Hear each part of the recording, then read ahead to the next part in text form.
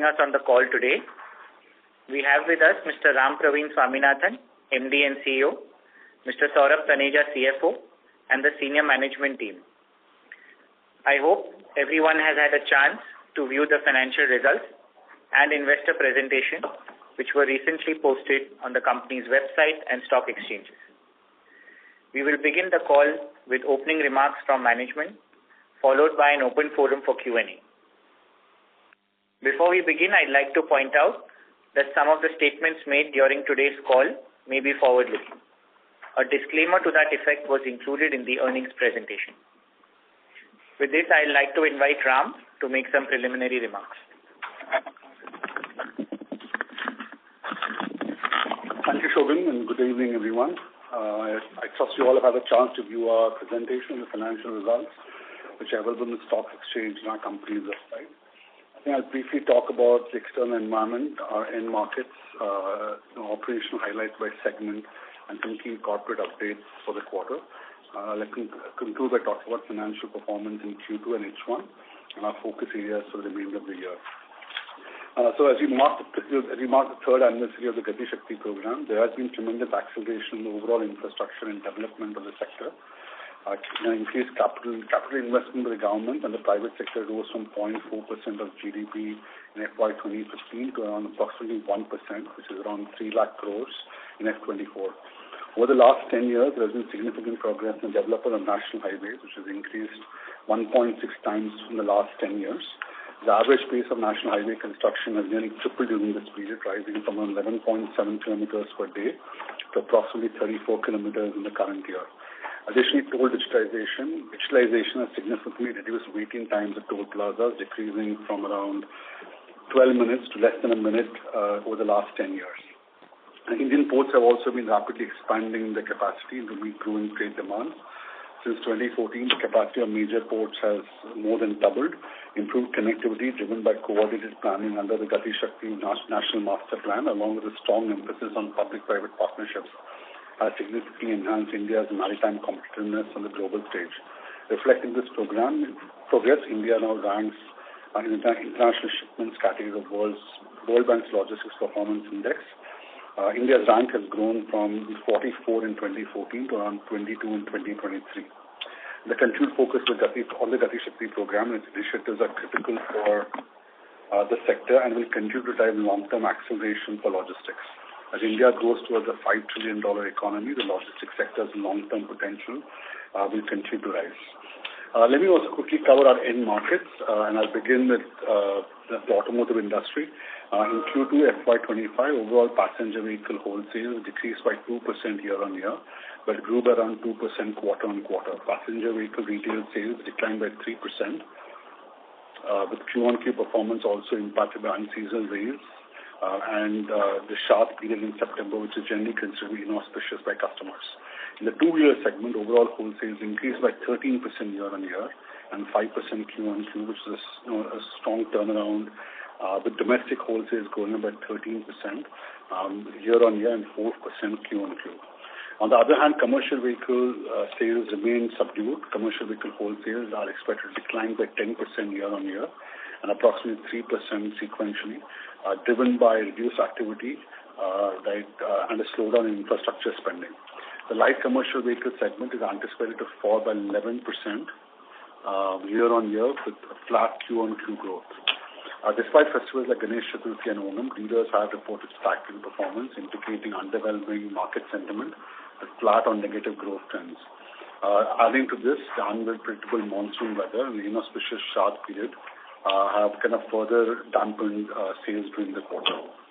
According to the Federation of Automotive Dealers Association, or FADA, passenger vehicle dealers are facing historically high inventory days for approximately 80 to 85 days, equivalent to around 8 lakh vehicles, worth around 79,000 crores due to aggressive dispatches by OEMs.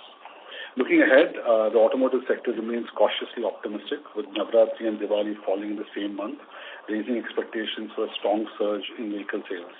Our OEM customer base has seen mixed trends, with continuing trend of NPDs on non-production days in some cases, offset by continued strength in some other OEMs. Across the board in our entire customer base, we see a strong focus on inventory improvement and management. Moving on to the FMCG segment, the worst seems to be over for rural markets, although momentum has not picked up significantly compared to the earlier quarter. However, a healthy monsoon has led to a good kharif harvest, which is expected to ease some of the persistent food inflation pressures. Volume growth is anticipated to remain healthy, especially with a favorable base. As the festive season approaches in Q3 FY25, a more sustained uptick in demand is expected.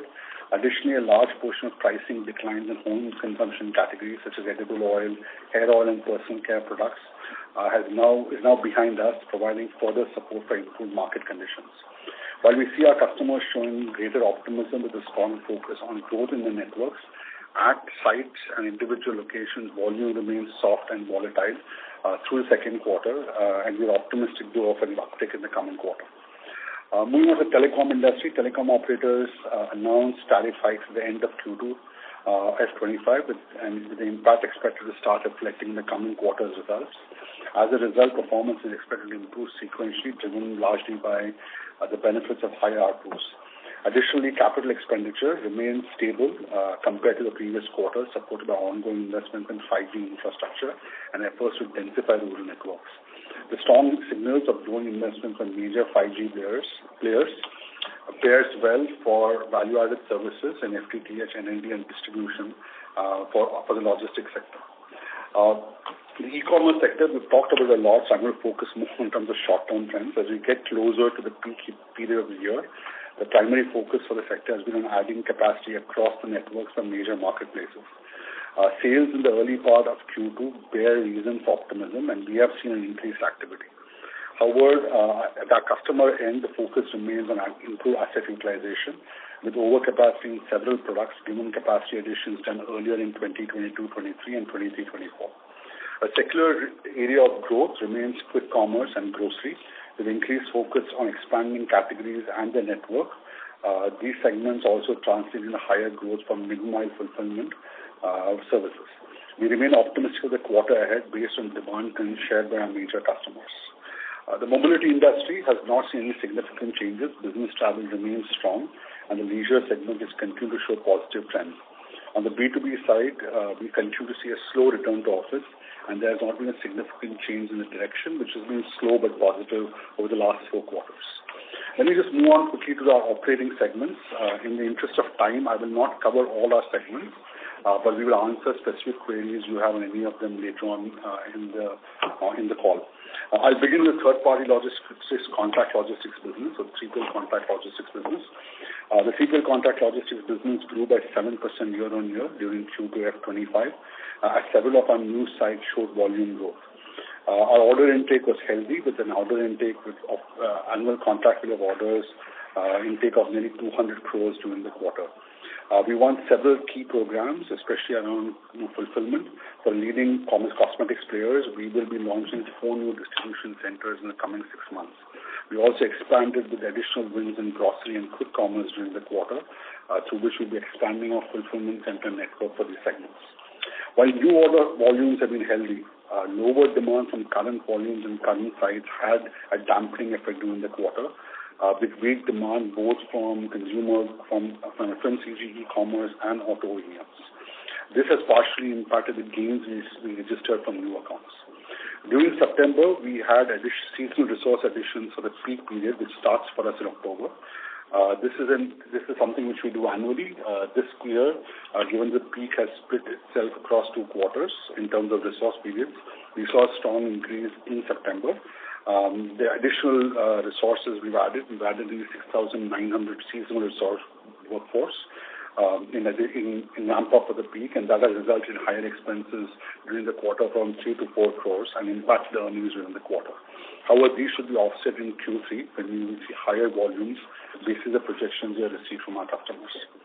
We do continue to invest in our warehousing network in the third-party logistics business. Cumulatively, our total warehousing space today is in excess of 21.6 million square feet. During the quarter, we commenced operations in Guwahati and Kolkata. Our new BTS in Agartala is under construction and is set to go live with partial operations in Q4. All 3 sites are anchor clients identified, and commissioning has already been completed in Guwahati and Calcutta. Overall, the white space in this business has come down marginally compared to the prior quarter. We currently have nearly 1.1 million square feet of white space, which has impacted our year-on-year earnings. These are on account of closures, mainly of e-com contracts post the 2023 Diwali peak. We have made progress on new sales of that space, and approximately 50% of the white space will be utilized by new orders and new projects which will go live by the middle of Q4 FY2024-25, and then we'll start being accredited to earnings from that point onwards. Moving on to the freight forwarding segment, it was a period of recovery for us in freight forwarding, with growth in tonnage in most of our products other than air import. The growth was driven by new account additions, and penetration in existing accounts. During the quarter, there was a more favorable pricing environment, especially in terms of ocean freight, which has provided us a strong improvement during the quarter. While external environment remains volatile, we remain optimistic in the coming quarters, given our acquisition of new clients and the growth we are seeing in some large contracts. I'll now move on to the express business. This was a challenging quarter for the express business. The demand environment, which was challenging in the prior quarter, remained weak with a lot of volatility and lower volumes from several clients. While we maintained a very low level and healthy level of account churn, we did see a 7 to 8% decline in volumes from existing customers on the back of lower business volumes which they had. New account additions of around 1,500 to 2,000 tons were also lower than what we had estimated, given the market conditions, as we had slower closures and delayed startups on the accounts. As a result of these, volumes for the quarter were generally flat Q on Q, and there was also a marginal impact due to lower sales to our retail customers or retail segment. While demand was a challenging situation for us, operationally we had a good quarter with strong continuing improvement in our on-time delivery rates and our service quality to our customers.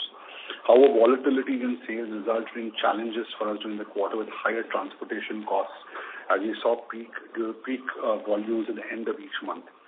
Overall, this has been a challenging quarter for the express business. It's a business which which is the critical part of our turnaround plan, was in the last and the current quarter. So it has been a challenging period. We have lost some ground on the turnaround plan. However, we have made good progress on underlying factors, and we remain cautiously optimistic about short-term volume trends. A few other corporate developments during the quarter. As part of our overall regional expansion, we are well underway in our Go East strategy, wherein we'll be adding nearly 1 million square feet of multi-client warehousing in Kolkata, Guwahati and Agartala. This is supplemented by the expansion of nearly 100 hubs, branches and delivery stations in our express and last mile delivery business, connecting the entire region. This should position us very strongly in our sector to serve what is generally considered a challenging part of India geographically. During the quarter, we also launched a new offering called Pro Trucking, which is focused on high-volume network transportation solutions for large multi-site clients. The offering has seen some positive customer adoption by 4 to 5 key customers, and we expect to further ramp up the offering in Q4 and early Q1 25-26. As part of our green logistics offerings, we launched EDIL SAR, which is an industry-leading digital platform for visualization and monitoring of emissions. Supplemented by our circular operating system, sustainable warehouse and EV transportation services, this will provide customers an opportunity to measure and manage their carbon footprint, especially on Scope 3 emissions. With those general updates, let me quickly move into our financials for the quarter. From a financial performance perspective, I'll begin with consolidated performance of Q2 F25. Revenue for the quarter was 1,521 crores, up 11.5% year on year. Revenue from the warehousing segments were rupees 306 crores in Q2 F25, up approximately 19% from the same quarter last year at rupees 256 crores. That includes warehousing and integrated solutions. Overall, our supply chain management business, including our 3PL and network services businesses, which is freight forwarding, express and last mile delivery, contributed 95% of our overall revenue, and the mobility business contributed 5% of our overall revenue. Gross margin at a fully consolidated business basis included was at 9.17% in Q2 F25, down marginally from 9.25% for the same quarter last year. Gross margin without the impact of the express business was 11.4%.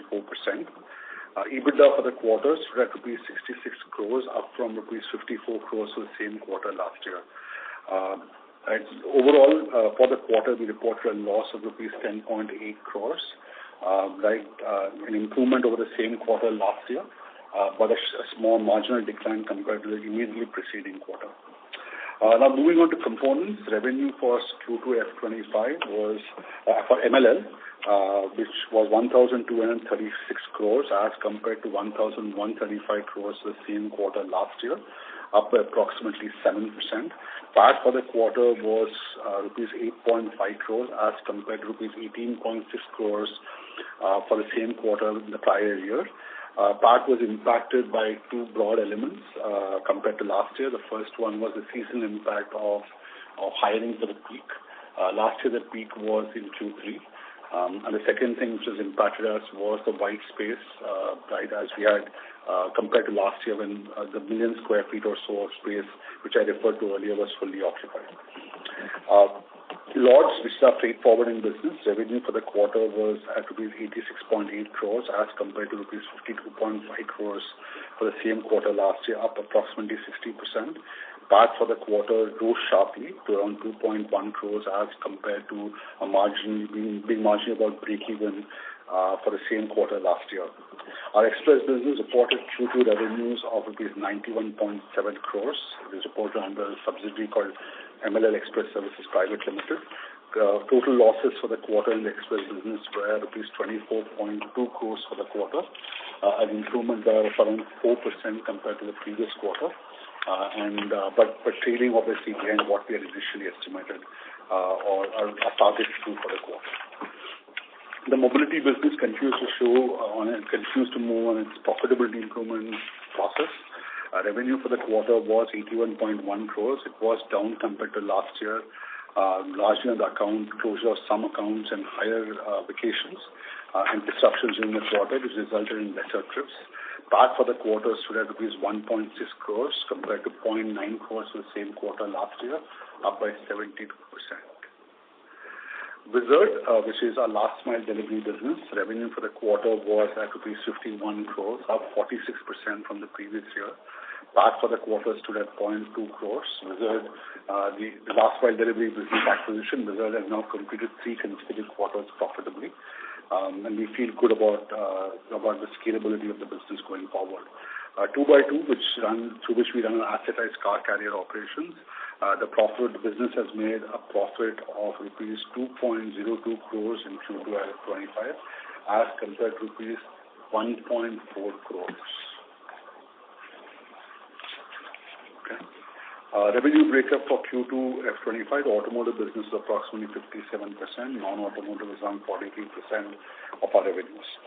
As I look back at the quarter, we have been able to start a sharper volume recovery with 11.5% year-on-year growth. That caps a challenging F23-24 where we had seen slower volume growth.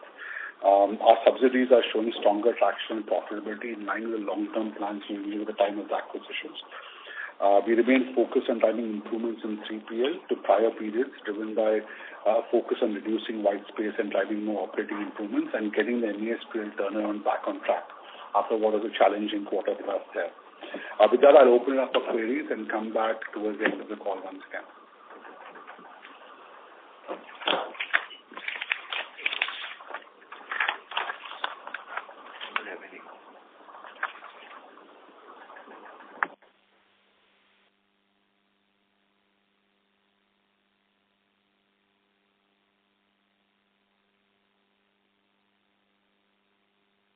Thank you very much.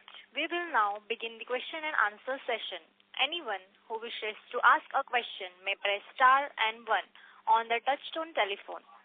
If you wish to remove yourself from the question queue, you may press star and 2. Participants are requested to use handset while asking a question.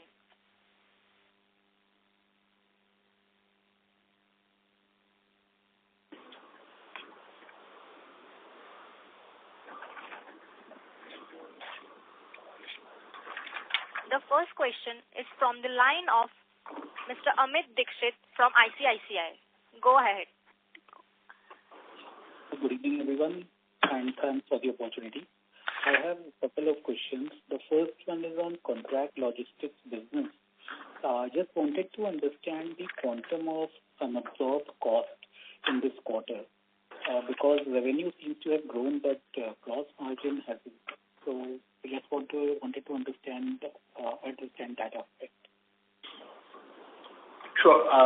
Good afternoon, Amit. Do you want to just give us both your questions and we'll answer both of them together? Yeah, sure. So what is this unabsorbed cost? The second one is essentially at Rivigo. What is the cash burn over there, and do we need to pump in more cash at this entity? These are my two questions. Sure. Let me take I'll answer both of them in the same sequence you asked them. So obviously we did see volume growth overall in the contract logistics business of around 7%. Most of that volume actually came from new sites and new accounts, Amit. And our same site, so the way to look at this business obviously is we run long-term contracts for our customers and integrated solutions, warehousing and transportation. And these accounts have a certain running volume, and then we add new sites every quarter or every year. Because of slightly softer market conditions, especially on the automotive side, and some FMCG customers, our existing customers actually showed some decline in volume. And that obviously was one thing which impacts our operating leverage at those sites. The second thing which we did have a challenge on, while we had new sites which actually drove the revenue growth offsetting that. From a bottom line perspective, I think there are three broad drivers which impacted us. As I said earlier on, we had some impact because existing sites actually went down year on year on volume. That obviously got offset by new sites, but if that volume had not gone down, we would have been even better off. The second thing which was a challenge has been unabsorbed white space. Unabsorbed white space is approximately 1.1 million square feet, which is around 7.5 to 8 crores a quarter in terms of PBT at a pre-tax level. Okay? And the third thing which obviously impacted us was sequentially and year on year, Amit, was the peak impact. This year, because Diwali is coming in October, right, we have done most of the resource additions in September. The volume for that resource addition will actually flow through next quarter. And we've had our total, as I mentioned earlier on in my opening remarks, we've added around 6,500 people, right, on temporary contractual basis across around 97 sites which we run in e-commerce, 100 sites we run in e-commerce, and that has meant that we've had a 3 to 4 crore impact. Like in the contract logistics business, there's some amount of impact on last mile delivery business as well, but that's much shorter, that's smaller. So that's, I think, the broad run-up. I think it's the big numbers obviously are the 8 crores of white space and the 3 to 4 crores of the pre-season or the seasonal hiring. And that is much of your delta between last year, Q4, Q2, and this year's Q2. In addition, last year in Q2 we had other income which was sharply higher because of some one-time settlements of prior period tax cases. But those three are your principal waterfall elements from an earnings perspective. As we go forward, two out of other income will come and go, but I think the other two will basically get resettled. One is the seasonal hiring which will go away in this quarter, and as I said, we've kind of already sold out half the white space or unabsorbed space. And obviously adding some new accounts as well. Your second question in terms of Rivigo, yes, the company is having a cash burn.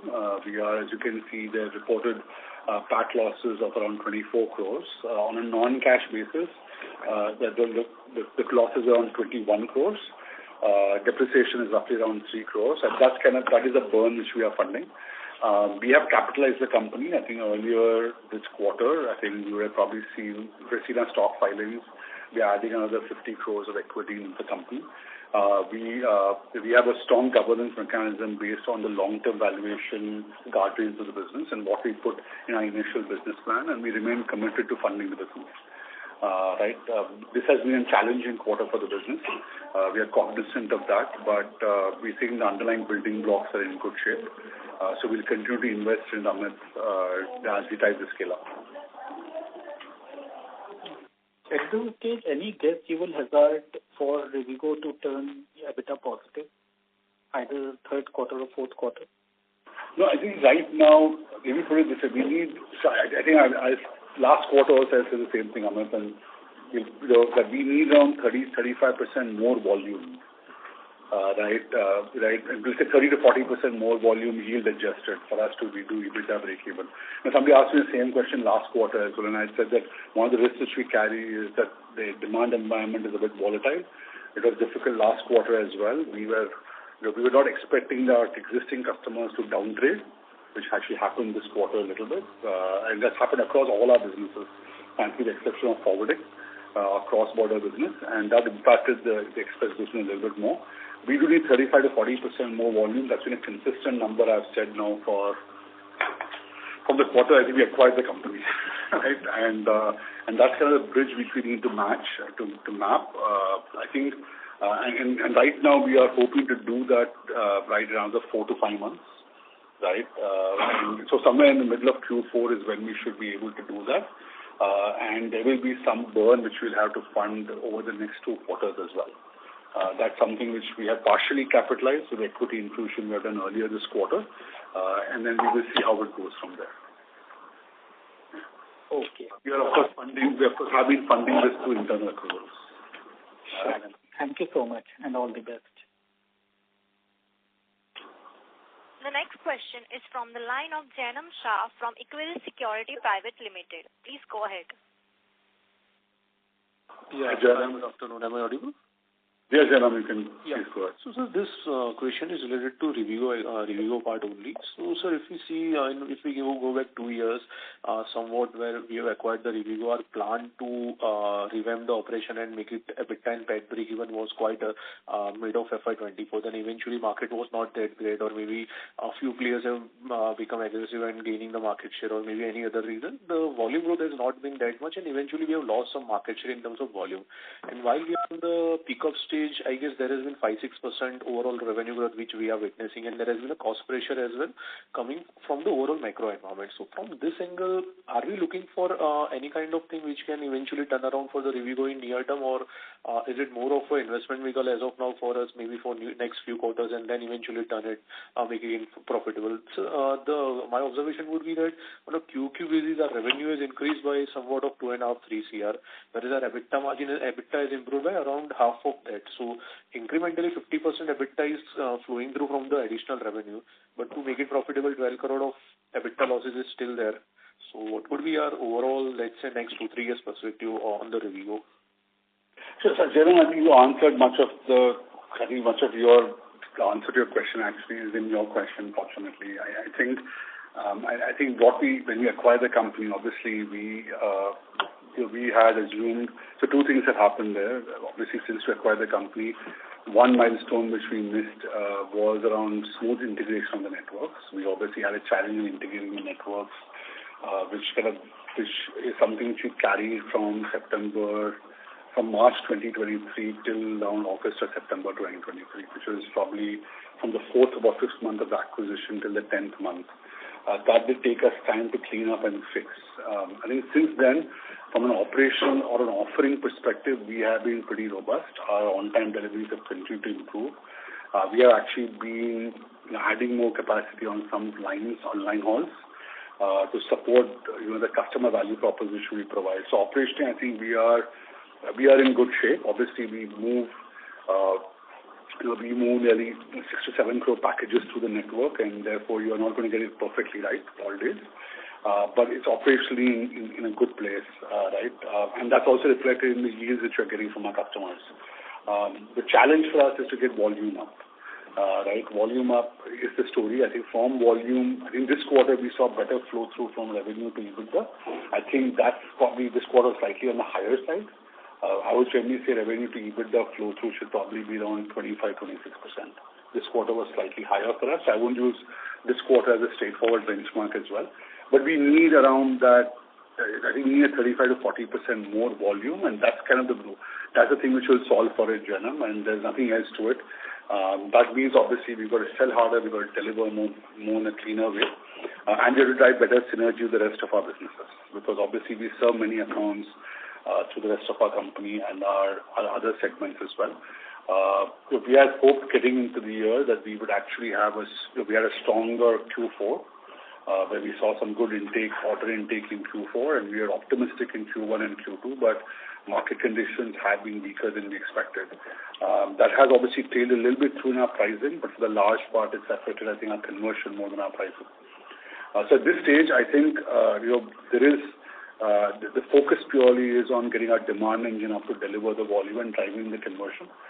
If we deliver that well, I think we think our volume will continue to have upside over the next few years. So from a long-term perspective, I'll reiterate what I've consistently said, that which we do, we do believe that from an end-to-end solutions perspective, part truckload remains a very important lever for customer value creation. And therefore, strategically, MLL is very committed to being in this space. We think it is very, very important for our company and its portfolio from a long-term perspective. In terms of the value proposition we hope to provide, the segment itself will have secular 13 to 15% growth. It's been a tough year. But if you look at the segment, it has been among the fastest growing segments within logistics. That's something which I think all of us in the industry continue to bear out. And we think that growth recovery will come back, even though it's been a couple of weaker quarters.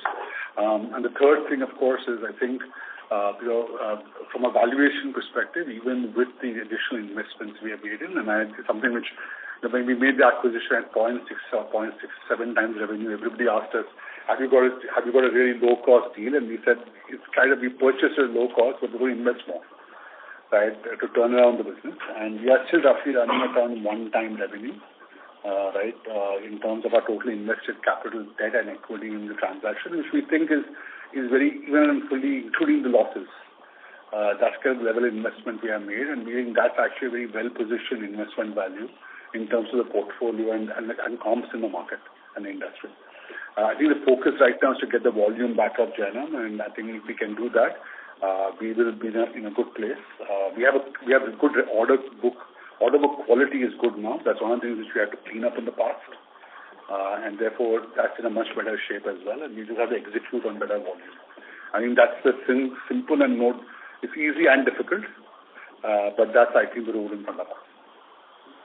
Got it. So just one follow-up question. As we are talking about 35% or 40% volume growth to make it EBITDA breakeven, do we have the capacity for this kind of growth, yes, or we would be adding up more capacity for that? Yeah, I think it's a mixed bag. I think at sites, Jainam, we have the capacity. That's one of the reasons that profitability will go up. So capacity is two things. It's transportation and it's processing centers. At processing centers and facilities, we have the capacity. We might have to add a few shifts, right? But by and large, we have the capacity. Transportation right now, the line haul network is running at around 85% utilization, 80-85% utilization. Utilization came down a little bit this quarter because we ran more lanes given takt time requirements. So that is the headroom which is available in the network, and beyond that, we'll have to add capacity as volume comes.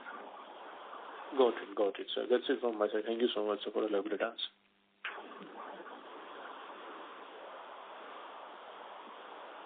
The next question is from the line of Saras Singh from Haitong Securities. Hi, Saras. Good evening. Hi, good evening. So I just had one bookkeeping question. So what was the volume in the express segment for the current quarter? I think around 64,000 metric tons, 56,000 metric tons. 66,000. So is it correct to say that over the last quarter we've seen a dip, a slight dip, because last quarter I think we had mentioned a decline of about 8% from quarter on quarter sequentially. Is that correct? Is there a further dip from the previous quarter? So I think we were down in Q1 versus Q4. We were down 7.6%. This quarter we are up by around 2% in terms of actual volume moved. From a yield perspective, the yield was slightly down this quarter because we had a higher mix of enterprise versus retail, and that was an impact. The overall volume in the quarter actually grew by 2 to 3%. Pickup volume is actually higher, Saras. We actually picked up more volume, but delivered volume grew by 2 to 3%. Pickup volume grew by even higher, but given the volatility with the end of month swings and seasonal and weather challenges through the quarter and more holidays, we obviously did not. We had a higher gap between pickup and delivery. But delivered volume is up 2% to 3% compared to the sequential quarter.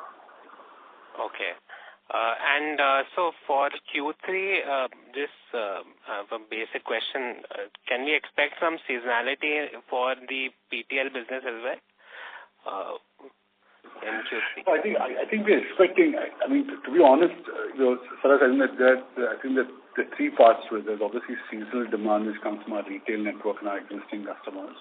There is obviously existing customer account volume, and the third one is new account addition. What I think was a challenge for us in Q2 was just the fact that given the overall economic environment, several of our accounts just downtraded us, not because they were down, because we lost share. Their volumes just came down, right?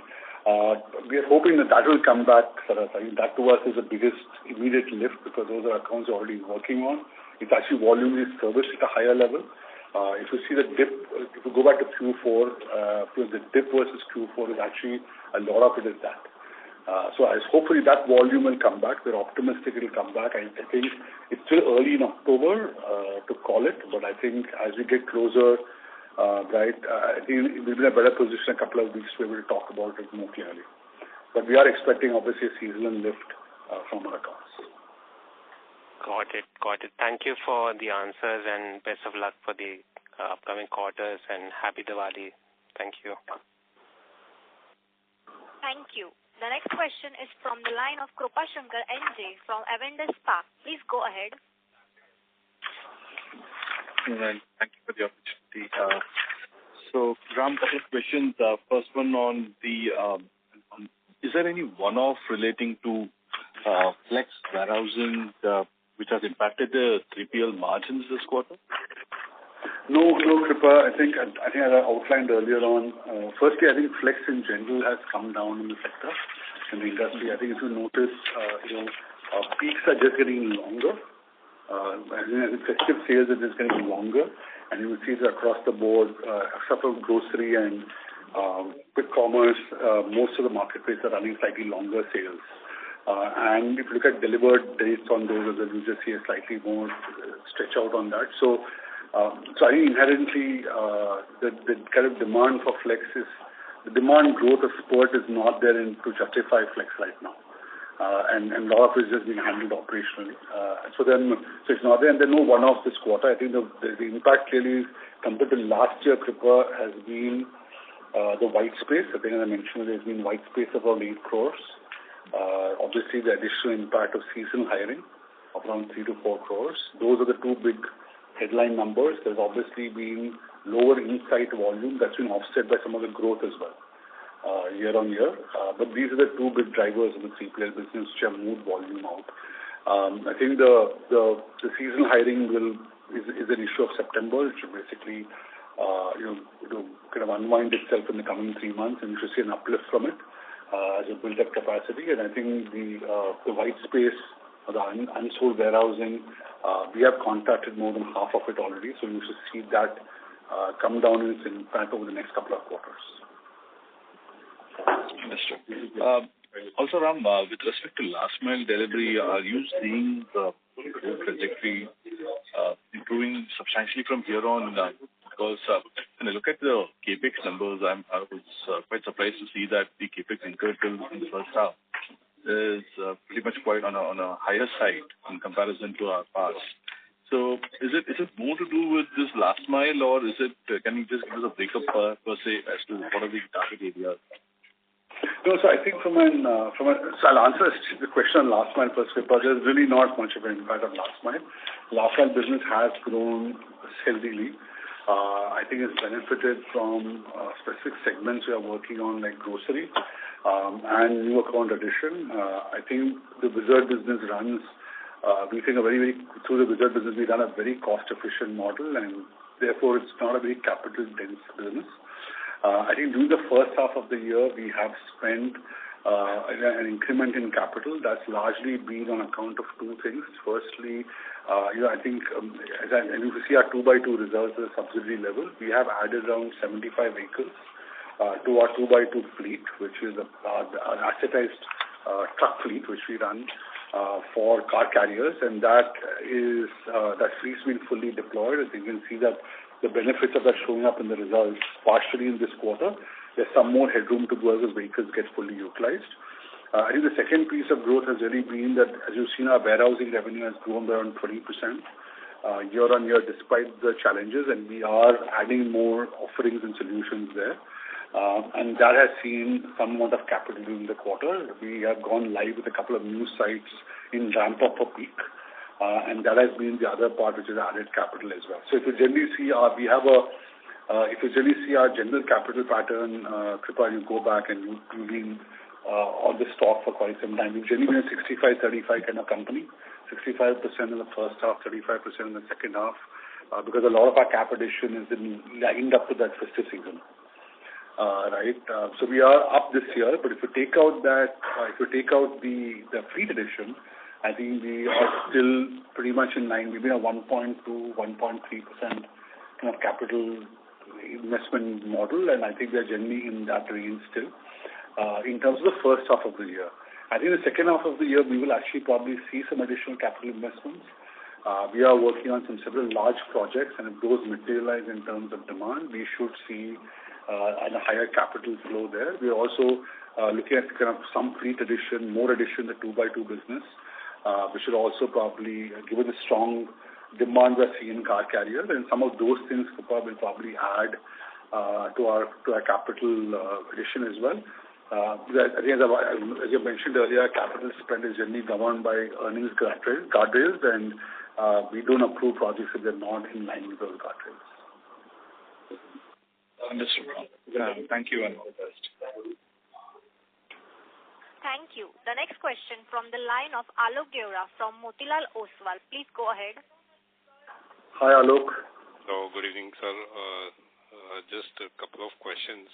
So, sir, just few quarters back, you had mentioned that, the tonnage is around 70,000 or so, and we need to get towards 1 lakh tons kind of a run rate to achieve break-even. And in the current market scenario, where most of the companies are talking about at best kind of a, single-digit growth, they're recouping 30,000-35,000 tons quarterly incremental volume seems pretty far-fetched. So is it fair to assume that this would be a much longer drawn process here, because unless we reach around 90,000-95,000 or 1 lakh ton, the break-even seems not happening. So just some thoughts on that. I know you have spoken in detail on Rivigo, but just if you could highlight it in terms of the tonnage. Yeah. No, absolutely. Look, I think all the data points I think said are all accurate. I think we had said when we are around 71,000 tons, we had said we need around 30 to 35% more. We said 95,000 to 1 lakh. There was Q4 of last year. We obviously we were down 7%. In Q1, 7 to 8%. We're up 2% to 3% this quarter. So that's just like this is getting our baselining. All of us on the same page in terms of baselining. We do obviously need to get around, the 30% more, which is around from that 65,000, 70,000 on 30% more, and that still remains the North Star, if you will, towards to be EBITDA positive. In terms of the challenge of the market, I think the challenges you articulated also are fairly accurate. If I look at last quarter, I think you had asked the same question last quarter, and we said that we need approximately 5,000 tons a month, 4,000-5,000 tons a month of growth every month to be able to hit that number or in terms of growth. Last quarter, we did see around 2,000 tons of additional order intake. So it was not that the order intake was bad. I think our challenge was that our existing volumes traded lower. And that means that we obviously have to reset our volume growth targets to higher levels. We are investing more in the front end of the organization to drive that a lot more. We're also trying to drive better synergy between our 3PL business and our express business. But the risk on volume remains. Right? I think to the question, I think Jainam asked earlier, and he asked us to timestamp a date. And I think I told him that it's a bit hard right now to timestamp an exact date. I could just give you a date for the sake of giving you a date. But, it wouldn't really help. We do need to get to that 35% volume growth. I think as we see it right now, this is what we are seeing in terms of a run rate of order intake, what we're seeing in terms of churn levels, and what we see as a pipeline, both of converted orders which are yet to trade and new conversions we have. We think this will basically be a window through February or March. Okay.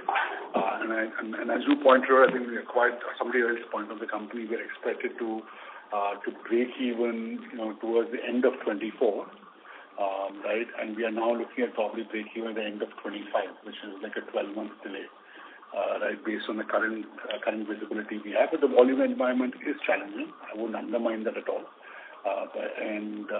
We have people who it's a challenging quarter for us, but I think we have some high probability line of sight to getting to that volume by February or March.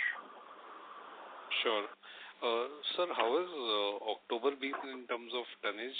Even if you can't share the absolute tonnage, but have we seen the incremental, 2,000, 3,000, 5,000 tons coming in October? We've seen some marginal improvement on traded volume in the first 10 days, 10, 15 days. I think we will probably get to see that. As you know, I think there are two things here. There's pickup volume and delivered volume. Right, so we have seen an uptick on the pickup side in terms of what we have picked up from our customers. We are seeing some stretch on deliveries. So hopefully we will have a better sense of that towards the end of October. Sure. Just a last question, sir.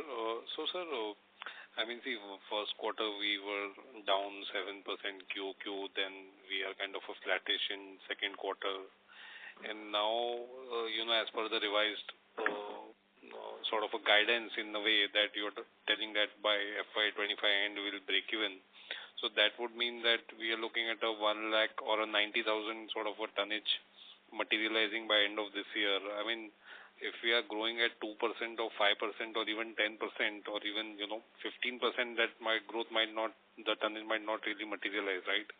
So because frankly, most of the companies are talking about 5 to 10% at best in the second half. So are we talking about a big market share gain here? Because 66,000 moving to 90,000 in 4-5 months. That seems pretty challenging. So I think, first, I do agree with you that it's a challenging task. Just to get the numbers aligned, it is 65 in the quarter. Going from 85 to 90 in a quarter. So it's all 6,000 tons more per month. Right. So in that sense, it's not a step up change. If you remember, we are still trading on 5% lower than what we were in Q4. Yeah. Right. So that's kind of part of what we have to get back in. We have to get that number in, and then we have to grow from there. So it is a challenging environment right now. As I said, well, I think this is our best line of sight. There are challenges on volume for sure. Right. But we have a high probability line of sight, and we are working it. Right. Can I guarantee it? Obviously, it's hard for us to guarantee anything, but right, we are working it based on what we see as probabilities, and our pipelines are pretty strong. Yeah, absolutely. No, the only reason this becomes a very significant part of your. Absolutely, I understand. So that's the only thing, because we are already delayed by kind of a year, and yes. Still, we still see it difficult materializing in next 6-9 months. So, sure, no problem, sir. That's all from my side. All the best. Thank you. Thank you. The next question is from the line of Ankita Shah from Elara Capital. Yeah, hi, sir. Hi, Ankita. Hello. Sir, I want to question this last line that you mentioned, high probability of line of sight.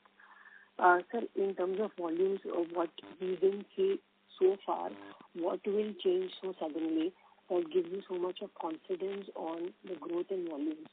Also, even if I look at your pricing, on an average, your pricing is not very competitive as compared to peers as well. So what is the USP or, I would say what is the driving this confidence in terms of volume growth from your own, if at all it comes? So I think we're going to come back to the same question in different perspectives, right? But I think what gives us confidence right now is three things. The first one, I think, as I said earlier on, we are still 5 to 6% trading lower than what our earlier volumes were. Right, in Q4, most of that has not been has not been a competitive loss in terms of market share with those accounts or share of wallet with those accounts. There's just been accounts which have been downscaling their volumes in general. As those come back, and so there is some confidence which we have got from their conversations with them, that's approximately the 15% to 20% this delta we need to bridge.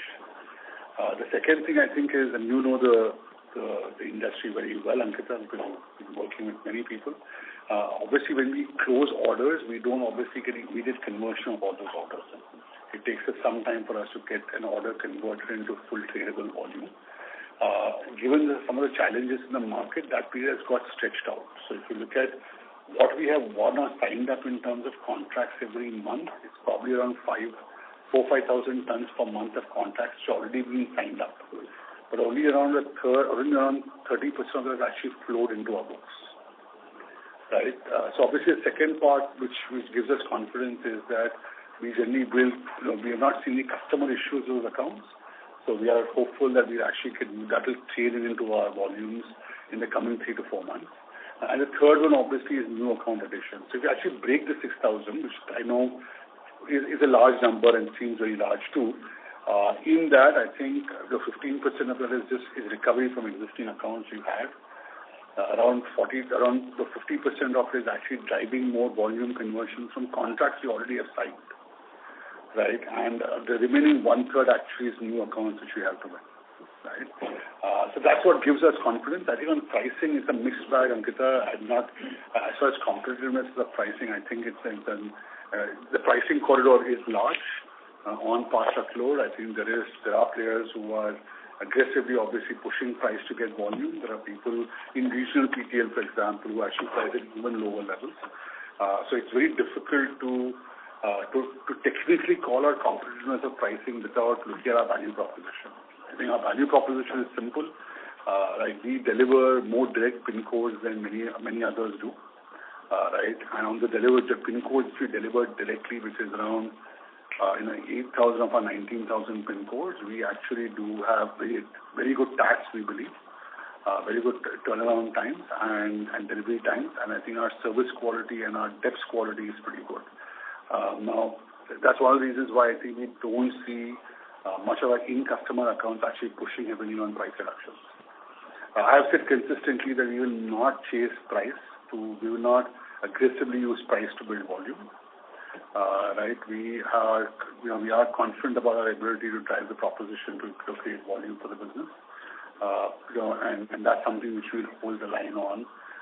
Right? Tactically, of course, that doesn't mean that we will not adjust volume for specific customers or very large volumes or for specific geographies where we need backhaul or we need specific volume.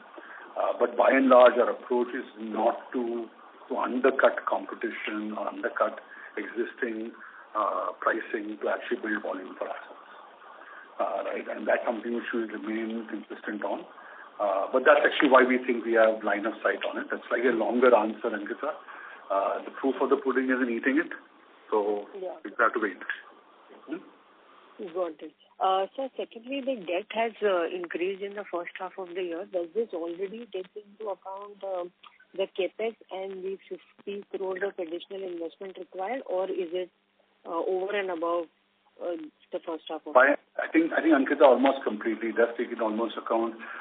Obviously, part of the increase is because I said we bought 75 new car carriers, which are quite expensive, for the 2x2. That's fully in the numbers. I think most of the capital investments we have made in the 3PL contract logistics business is completely in. Right? And obviously, for the large part, we also do the MLL express funding as well through internal accruals from MLL, and that's largely in those numbers as well. That doesn't show in our debt as much. So the loss funding is not included in this? No, loss funding is largely included in these numbers. We do that out of our accruals. We don't borrow for it. Till now, we've not borrowed for loss. Okay. So because the core business is also loss-making, so obviously everything is going into that only, right? Incremental funding. Core business as well as this. Ankita, Saurabh here, just to clarify, the core business generated 140 crores of cash flow from operations. Oh, yes, talking about SCM business. Yeah, I'm talking about the MLL standalone entity. It generated 140 crores of cash in the first half of the year, which was used to fund the equity funding as well as the capex expansion that you. I think I would just suggest you can look at the financials in a bit more detail and send us questions. Done. And lastly, the work from home. You said the work from home has not fully recovered, but sir, last year FY2024, so we were seeing a growth in the mobility segment, and I think in one of the calls you had mentioned also that a large part of the airport business is back to pre-COVID level. Then why are we seeing slowdown in the MLL mobility for the last 2 quarters? Yeah, it's a good question. I think in the express business, the mobility business, around 15 to 20% of our business is the Meru brand-based B2C business. Around 80% of it is express, is enterprise mobility. I think during the quarter we saw the full impact. Our Bangalore-based airport business came down because the contract with the Bangalore airport was awarded to somebody else when the renewal came in earlier this year, and that impacted our B2C volumes during the quarter. And that's the impact we're seeing year on year. The B2B business actually is in very stable shape, and it's not grown as much as we expected because we've not seen that pick up on return to office, but it's in pretty good shape, and that's actually why you see the profitability, is in a very stable shape, and it actually improved year on year. It's also sequentially in very good shape. So we are working obviously on strategies now to expand the B2C business, but obviously when we lose an airport counter, it has one spike or one sharp dip or one sharp spike. Even in airport we get a sharp spike, we lose an airport, we get a sharp dip. So that's kind of a time of period impact. But the core part of the business, which is the larger part of the business, which drives our revenue and earnings growth, is the B2B business right now, and that is the one which I think consistently last year I told you that the B2C business is back, in fact it's growing, compared to pre-COVID levels, and I think that's something you can see in terms of passenger traffic data.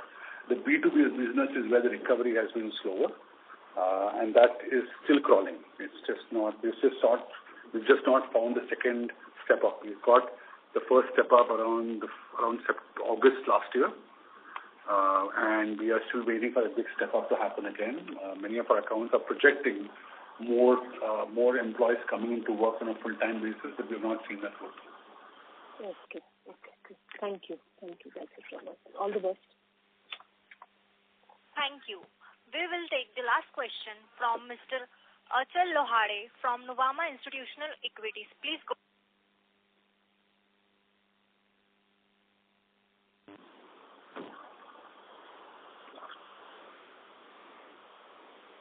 Hello. Yeah, good evening. Thank you for the opportunity. So the first question is, on the supply chain business.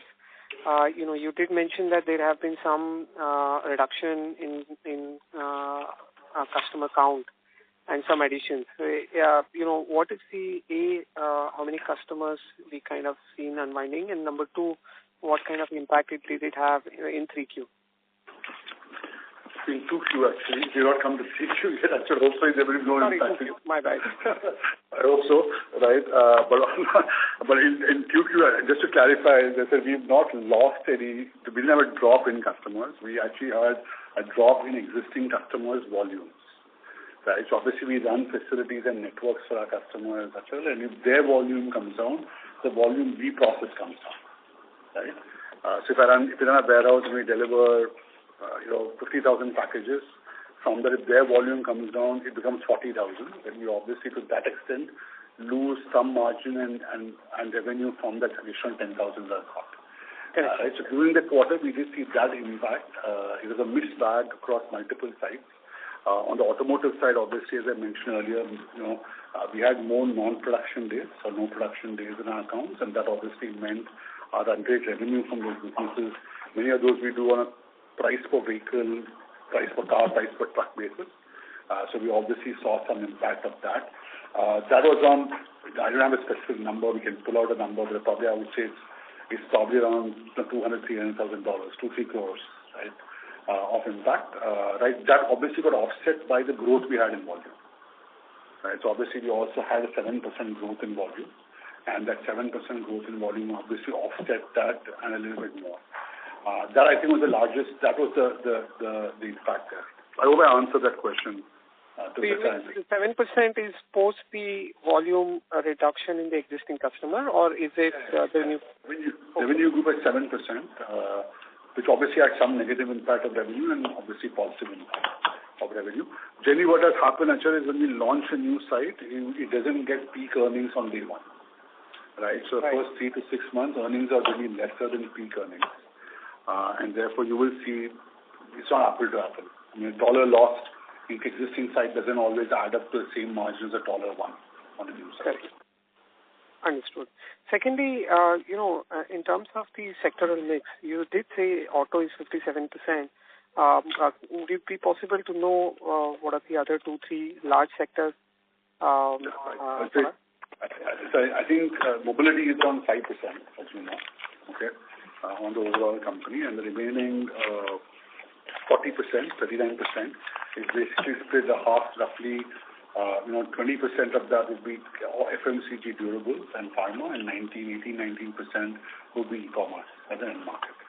E-commerce is served both by 3PL business, our freight forwarding business, our express business, and our last mile delivery. Understood. And just one more question, if I may, with respect to quick commerce. A, how large is this for us at this point in time? And B, in terms of the opportunity, in terms of the growth, how do you see it evolving? And is it margin accretive, margin dilutive for us? The last one is a simpler answer, is margin accretive. I think the way to look at the space actually though is that I think the quick commerce side, we don't do too much of last mile delivery in quick commerce. We largely do fulfillment. Right, so as you look at quick commerce, I think that's an important distinction to make. So we are fulfilling into dark stores. We run some dark stores, but we've done very few dark stores in delivery.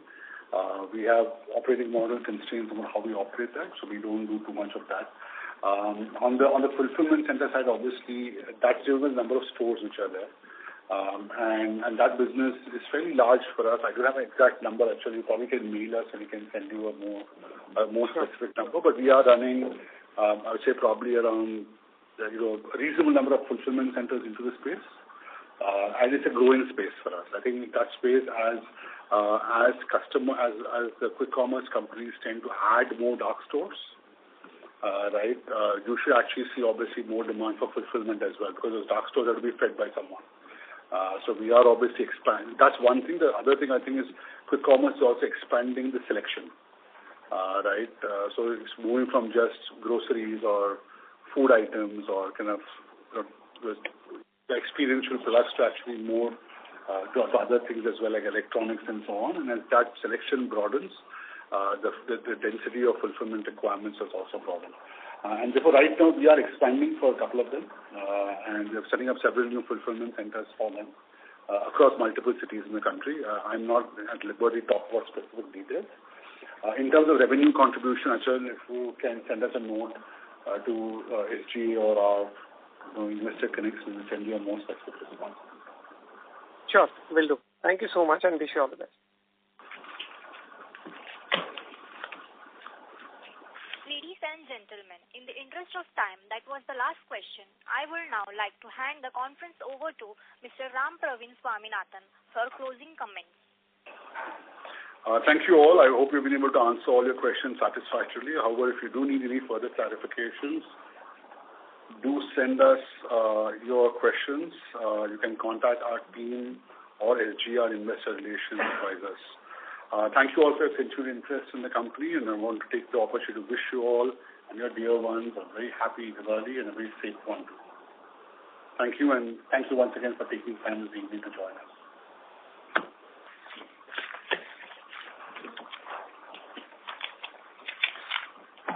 On behalf of Mahindra Logistics Limited, that concludes